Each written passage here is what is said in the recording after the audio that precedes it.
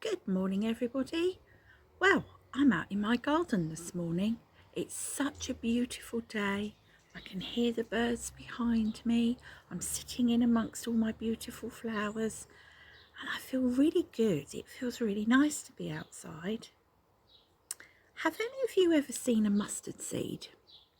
Well, a mustard seed is one of the smallest seeds that you can find. It's so tiny that if you dropped it, you'd never find it again.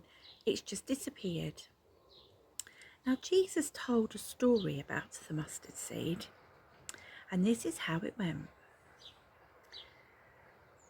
Jesus said that comparing a mustard seed was like comparing the kingdom of God.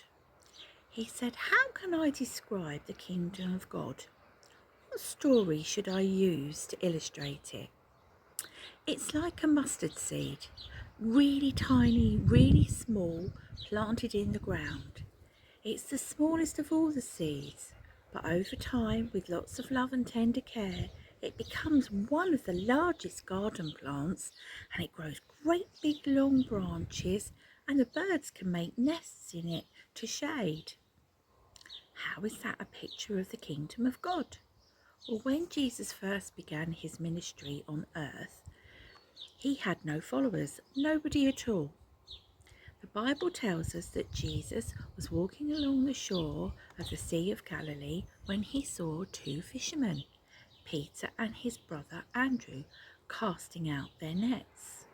And one by one, Jesus went over and spoke to them, and they left their nets, left their families, and followed him. And then when Jesus died, he asked them to go out and spread themselves across the world to send the good news to everybody. A bit like the mustard seed, very tiny, very small, and gradually it got bigger and bigger and grew and spreads out so the birds can nest. Now that's quite a powerful story, isn't it? Well, I thought I'd try and show you something in simple terms that we perhaps could understand here. So, here I have an apple, can you see? And yes, I have cut it in half. And can you see inside the really tiny little seed that's growing in there?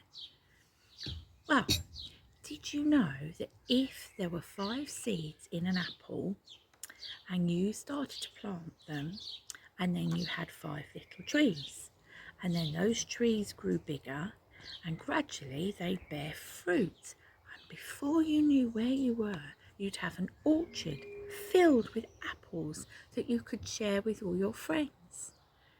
Now, my nephew actually did that.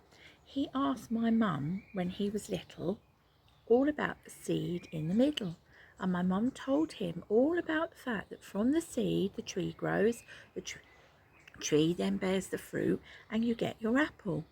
And he planted that seed, and he has now got the most amazing apple tree at the bottom of his garden that produces apples every year.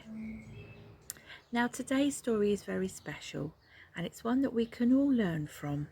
So my suggestion this week, we won't have a craft. Go and find some seeds, plant them, and see what you can grow.